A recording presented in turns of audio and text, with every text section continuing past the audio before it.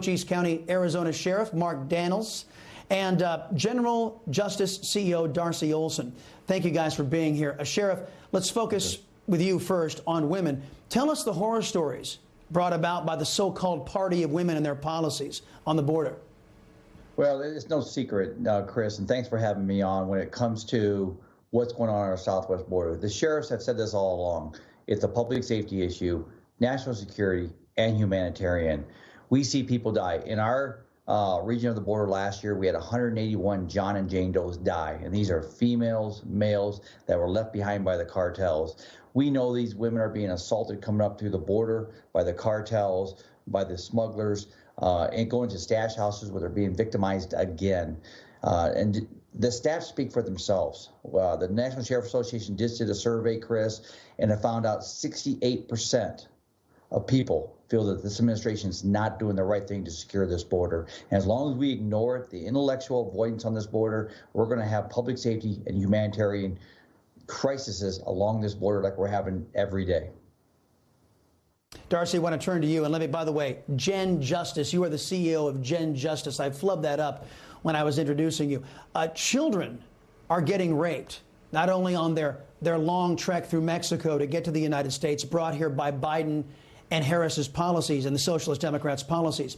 But while Biden inside their detention facilities, these children are also getting sexually abused. Can you address that?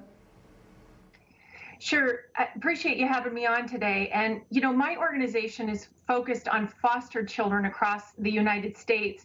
And the foster system we have for our own children who have been abandoned and abused is broken. We've got 4 kids in the system for every 1 family who can take them in. And if that's not bad enough, I mean, it's just a multiplier effect at the border. And the sheriff is absolutely right about that.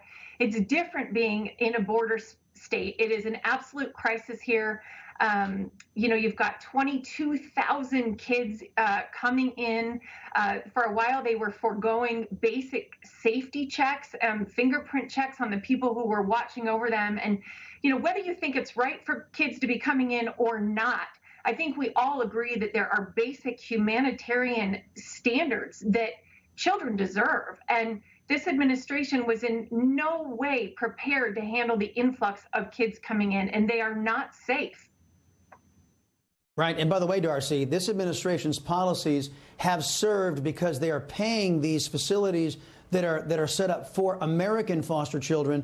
The administration is paying more for illegal aliens to come in. So American foster children are being kicked out of their homes to make room for illegal aliens, foreign nationals. It's an absolute disgrace. Sheriff, I want to pivot back to you. A new report shows nearly 50 unaccompanied alien children tested positive for the China virus while being housed in a newly opened California shelter by Joe Biden's administration. Meanwhile, another new report shows ICE carried out the lowest number of monthly deportations on record last month.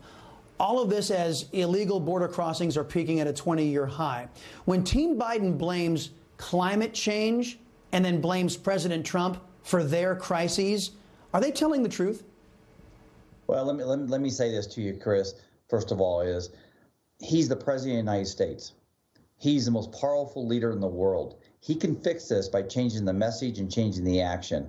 In my section of the border, the southeast section of the Tucson sector, from fiscal year October 1 till current time, we've had over 60,000 getaways. Those are people that we've seen that we can't catch just out of my little section of the country. We have a crisis on this border. They continue. I don't care what they call it. They need to recognize it. They need to fix it. And they need to change the message and prioritize just the southwest border and all our borders.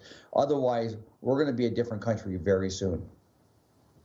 All right, Darcy, I want to pivot away from illegal immigration for this last question for you.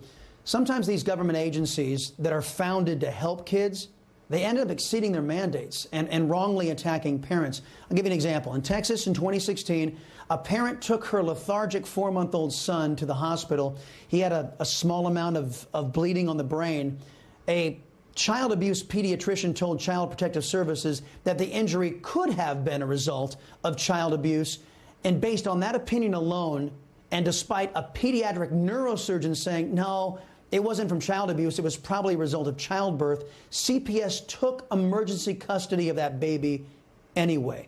How do we get these state agencies to strike a balance between protecting kids and parental rights? These horror stories exist in every state across the country, and they exist on the part of parents who are wrongly accused. But on the flip side of that are all of the children who are under the watch of foster protective agencies and who die anyway. So half of all the child abuse fatalities in this country, those children are known to the agencies who have failed to keep them safe. And so while it's true that there are overzealous bureaucrats, and thank goodness we have due process for parents, I think it is a bigger problem that we have American children dying in our foster care system, and they don't have due process, they don't have counsel, and we really need to put some focus on their lives as well. Sheriff, Darcy, guys, thank you for your time. Appreciate it here on the Chris Salcedo Show.